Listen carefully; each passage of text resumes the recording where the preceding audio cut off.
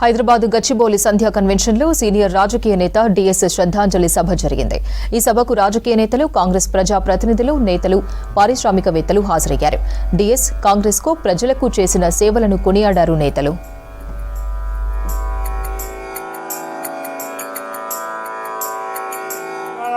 పొందుపరచాలని, తెలంగాణ రాష్ట్ర ఏర్పాటుకు కట్టుబడి ఉంటామని చెప్పి కృషి చేసినటువంటి నాయకుడు కూడా డి శ్రీనివాస్ గారు.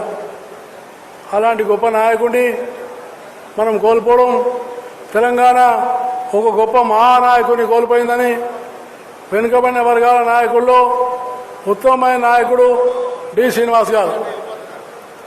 వారి మరణం తెలంగాణ రాజకీయాలకు ఒక తీరని లోటుగా నేను భావిస్తూ మళ్ళీ ఒకసారి మనస్ఫూర్తిగా వారి దివంగత ఆత్మకు భగవంతుడు శాంతిని కలిగించాలని, అలాగే వారి కుటుంబ సభ్యులకు ఈ కష్టకాలంలో తట్టుకునే శక్తినివ్వాలని నేను భగవంతుడితో ప్రార్థిస్తూ శ్రద్ధాంజలి ఘటిస్తున్నాను. ఎన్ఎస్యు అంటే ఒక ప్రత్యేకమైన అభిమానం డిఎస్ గారికి. కారణం ఏంటంటే, ఇందాక ఎవరో చెప్పారు, ఆయన ఏమవుతామంటే రాజకీయ నాయకుడిని అవుతానని అన్నారని.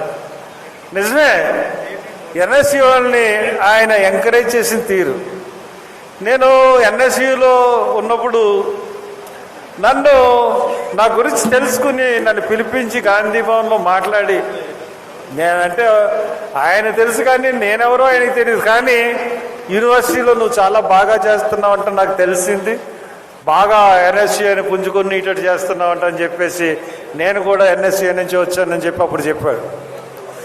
అలాగా స్టూడెంట్ కాంగ్రెస్ నుంచి, పెద్ద కాంగ్రెస్ నుంచి, తర్వాత సీఎంలందరికీ, కోట్ల విజయభాస్కర్ రెడ్డి గారు సీఎం అయినా, ఎన్ జనార్దన్ రెడ్డి గారు సీఎం అయినా, చెన్నారెడ్డి గారు సీఎం అయినా, లేకపోతే రాజశేఖర రెడ్డి గారు సీఎం అయినా, ఎవరు సీఎం అయినా ఒక సెకండ్ మ్యాన్ కింద ఉంటూ అసలు డిఎస్ని ఆయన్ని నిర్లక్ష్యం చేసే పరిస్థితి కానీ, ఆయన చేతిలోనే పవర్ అంతా ఉండేది. కానీ చాలా నిస్వార్థంగా ఉండేవారు.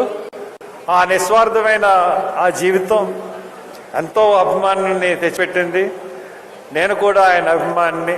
సమీప బంధువుగా వారు రాజకీయాల్లో అడుగుపెట్టి అంచెలంచెలుగా ఎదుగుతూ వారు ఎమ్మెల్యేగా, మంత్రిగా, రాష్ట్ర కాంగ్రెస్ పార్టీకి 2 పర్యాయాల అధ్యక్షునిగా, ఆ 2 పర్యాయాల్లో కూడా కాంగ్రెస్ పార్టీ అధికారంలోకి రావడం, దాని తర్వాత కూడా అనేక పదవులు వాళ్ళు అధిరోహించడం జరిగిందనేటువంటి మాట కూడా మీతో మనవి చేస్తున్నాను. చాలా చక్కటి భాషా పరిజ్ఞానం ఉండి, విషయ పరిజ్ఞానం ఉండి, ఏ సబ్జెక్టు పైనైనా చాలా చక్కగా మాట్లాడేటువంటి వక్త శ్రీనివాస్ గారు. అలాంటి శ్రీనివాస్ గారు కాంగ్రెస్ పార్టీకి ఎనలేని సేవ చేయడం జరిగినది.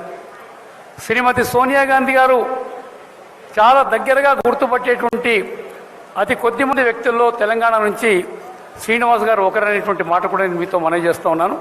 వారు కొన్ని కారణాల చేత పార్టీ వీడినా వారి ప్రేమ మాత్రం, వారి అభిమానం మాత్రం ఎప్పుడు కాంగ్రెస్ పార్టీ పైనే ఉండేదనేటువంటి మాట కూడా మీతో మనవి చేస్తూ, వారు ఈరోజు భౌతికంగా మన మధ్యలో లేకపోయినా వారికి ఆ దేవుడు సుఖశాంతులు ఇవ్వాలని, వారి ఆత్మకు శాంతి కలిగించాలని, వారి కుటుంబ సభ్యులకు అంతా మంచి జరగాలని మనసారా కోరుకుంటున్నారు. కాంగ్రెస్ పార్టీలో చాలా కాలం విశేషంగా పనిచేసినప్పటికీ ఒక బలహీన వర్గాల నాయకుడిగా, ప్రత్యేకించి వెనుకబడిన వర్గాలకు వారి వాటా ప్రకారం వారికి ఉన్నతమైనటువంటి అవకాశాలు రావాలని చెప్పి ఒక బలమైనటువంటి గళాన్ని ఏ పదవిలో ఉన్నా, ఏ హోదాలో ఉన్నా వినిపించినటువంటి గొప్ప నాయకుడిగా మనకు ధర్మపురి శ్రీనివాస్ గారి జీవితాన్ని పరిశీలించి చూసినప్పుడు చాలా స్పష్టంగా కనిపిస్తుంది. నేను 2009లో కరీంనగర్ జిల్లా హుజురాబాద్లో కాంగ్రెస్ పార్టీ తరఫున పోటీ చేసేటటువంటి సందర్భంలో దానికి సంబంధించినటువంటి కాంగ్రెస్ పార్టీ బీఫామ్ ఇచ్చినటువంటి గొప్పవాడుగా ధర్మపురి శ్రీనివాస్ గారు.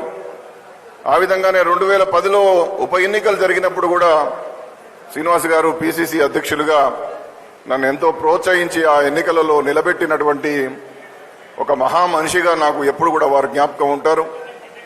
అలాంటి మహనీయుని గురించి ఈరోజు వారికి అంజలి ఘటిస్తూ ఇలాంటి నాయకులను, వారి ఆదర్శాలు, వారి జీవన పయనం, వారు ఎంచుకున్నటువంటి మార్గం ఎప్పటికీ కూడా ఆచరించదగినటువంటిది, ఎందరో యువ నాయకులకు ఆదర్శవంతమైనటువంటిదని చెప్పి తప్పనిసరిగా భావిస్తాను.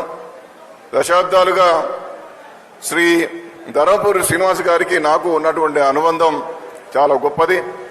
అలాంటి మహనీయుడు ఇవాళ మన నుండి దూరమైనటువంటి ఈ సందర్భంలో వారిని తలుచుకుంటూ, వారికి నాకున్నటువంటి అనుబంధాన్ని పంచుకుంటూ వారికి అంజలి ఘటించడం అంటే నిజంగా కూడా ఒక మంచి సందర్భంగా నేను భావిస్తూ, ఇంకా చాలా కాలం ఆరోగ్యవంతంగా జీవించి వారి సేవలు అందించాల్సినటువంటి అవసరం ఉన్నప్పటికీ ధర్మపురి శ్రీనివాస్ గారు మన నుండి దూరం అవడం పట్ల వారికి ప్రగాఢమైనటువంటి సానుభూతిని ప్రకటిస్తూ